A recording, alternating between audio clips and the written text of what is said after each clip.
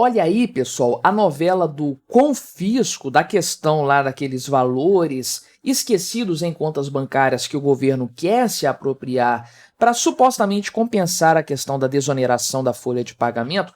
Essa novela continua rendendo, porque agora a Febraban, que é a Federação Brasileira de Bancos, afirmou o seguinte, que o texto que foi aprovado pelos parlamentares a respeito dessa questão não garante que esse dinheiro vai de fato ser utilizado, poder ser utilizado pelo governo, porque a redação foi mal feita, os pontos foram mal amarrados e provavelmente isso aqui vai levar à necessidade do governo Lula editar uma medida provisória para garantir que as coisas fluam da forma como foi supostamente negociado ali, né? Uma bagunça completa, uma situação bastante vexatória até para os poderes de forma geral, porque é uma bagunça mesmo que está acontecendo ali, uma zona que ficou essa história, uma tremenda insegurança que tem como origem o STF, ou melhor, o senhor Cristiano Zanin, e eu vou conversar sobre esse assunto aqui com vocês. Mas antes, não se esqueça de se inscrever no meu canal se você ainda não for inscrito, e se você quiser colaborar financeiramente com o meu trabalho, você pode se tornar membro patrocinador aqui do meu canal, com valores a partir de R$ 1,99 por mês, você me ajuda bastante dessa forma, pode ter certeza disso, né? Então, o que acontece? Onde essa história toda começou?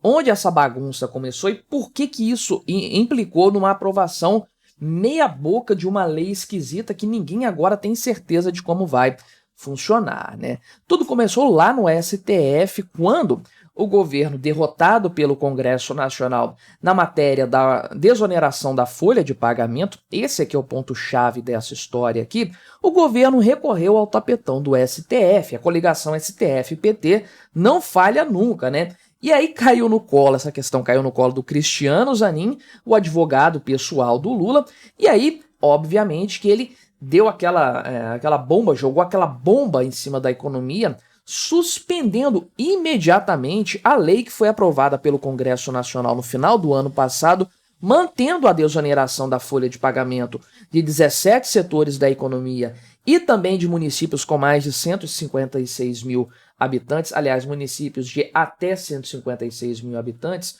e isso foi prorrogado até 2027, né?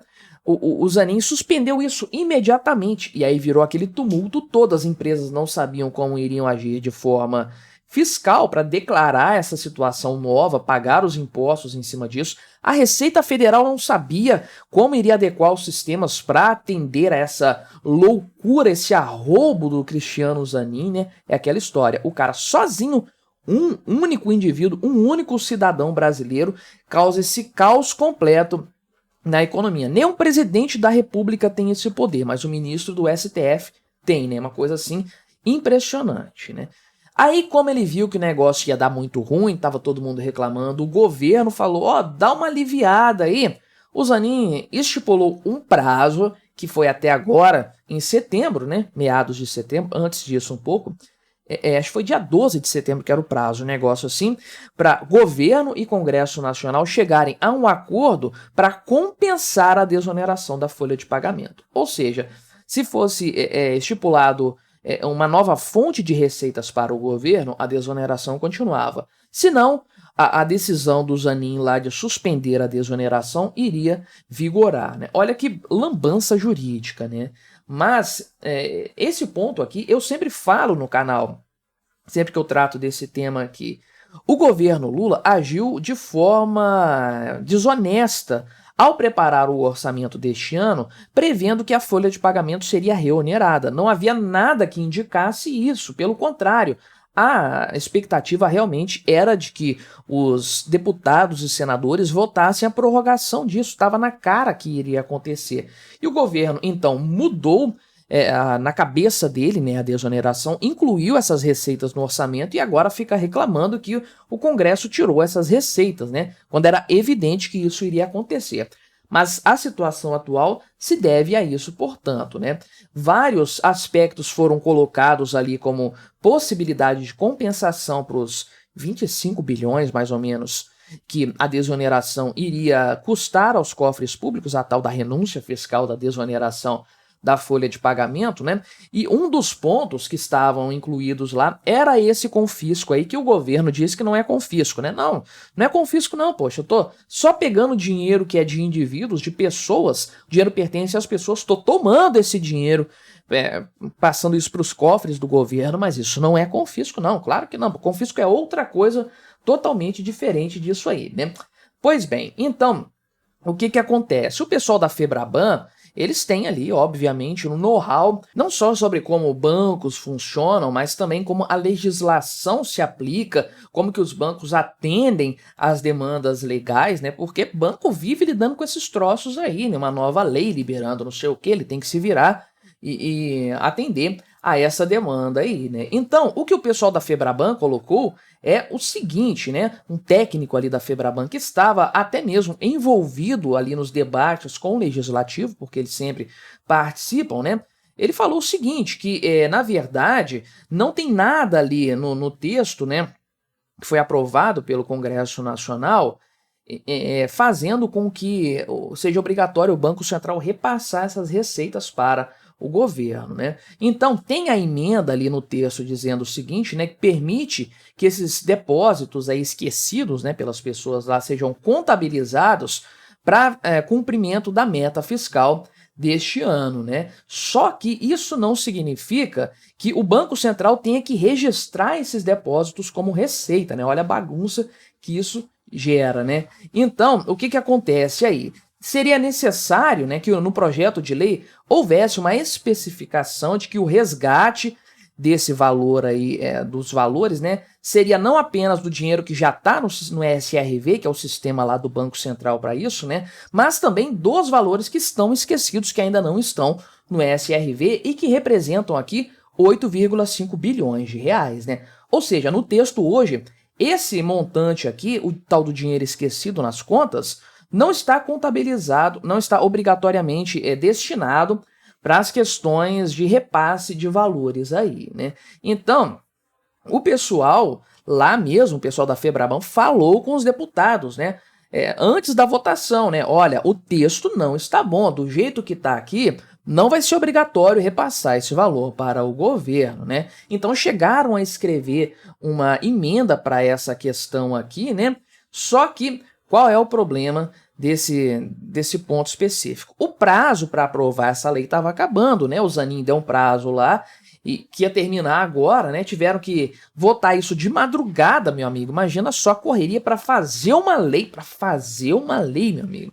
Aí nessas horas a gente lembra lá do Otto von Bismarck falando que se a gente soubesse como as salsichas e as leis são feitas, a gente ficaria bastante enojado, né? Mas então terminaram aqui a votação, era mais de 2 da madrugada, né, da quarta-feira, da quarta para quinta-feira, justamente por conta desse prazo. E aí a situação ficou bastante estranha, né? Não se sabe aí como que essa lei vai funcionar na prática aí, né? O relator do projeto, né, tem como dar certo, foi o Capitão Cueca, né, o José Guimarães. Originalmente foi escolhida aqui, como é que é o nome dela? Ani Ortiz, do Cidadania do Rio Grande do Sul, só que ela devolveu a relatoria ali porque estava tendo muita pressão da oposição, com razão, né, a respeito desse tema aí. Então a relatoria passou para o José Guimarães aí, ele chegou a apresentar uma complementação de voto para essa questão aqui dos 3 anos, né, incluindo a definição de que os valores de 3 anos aqui, que estão parados há mais de 3 anos, poderiam ser usados. Não tinha essa citação no texto original, só que o Arthur Lira falou que não iria aceitar isso aí, então a coisa seguiu sem esse ponto específico, né? Parece que o Haddad também queria incluir umas emendas nesse projeto de lei, a mesa diretora não aceitou. Vai vendo a bagunça que foi a votação e aprovação desse negócio aqui, né? Então, o prazo aqui eles aprovaram poucos minutos antes do prazo acabar, né? Foi na tábua da beirada de fato, né? E por conta disso, mudanças para deixar o texto mais enxuto, mais certinho, mais amarradinho, não foram possíveis, né? Havia interesse nisso, mas não havia tempo para que a coisa iria fazer. E parece aqui que eles vão fazer uma emenda de redação, um artifício aqui que o pessoal da oposição criticou, obviamente, né? Porque você aprova um projeto de lei, depois você muda o texto do projeto de lei. É um absurdo completo, né? Então, o texto não fala só desse valor esquecido, né? Tem, ao todo aqui o governo estima que vai dar de 15 a 20 bilhões de reais, né? Todos os valores que vão ser contemplados por essa redação legal aqui e tudo mais, mas a situação chegou aqui a dar acusação de mentira lá no debate, na sessão, né? Porque o José Guimarães, o capitão Cueca, né, falou o seguinte, que essa emenda aí dos depósitos esquecidos, né, que iria complementar 8,5 bilhões de reais aí, isso havia sido sugerido lá pelo Campos Neto, né? Falou, não, Campos Neto aí que a senhora sempre elogia aqui o melhor banco central da história, ele que falou para colocar isso e tal, né? E aí ela disse o seguinte, né? Que ela tem informações do Banco Central que, na verdade, não, eles não querem essa medida, são contrários a ela. Então, meu amigo, isso aqui foi uma baixaria, realmente, que abaixou o nível mesmo do Congresso Nacional, que já não é alto, do Poder Executivo também, e escancarou o problema que o STF representa para a República como um todo. Tudo isso aconteceu por conta da canetada de um único magistrado, de um único ministro do STF, que obrigou o Congresso Nacional a protagonizar essa pataquada que vai ser paga, obviamente, né, pelo povo brasileiro. Mas me diga aí, o que você achou da minha análise? Colabore com o nosso debate. Se inscreva no meu canal se você ainda não for inscrito e até a próxima.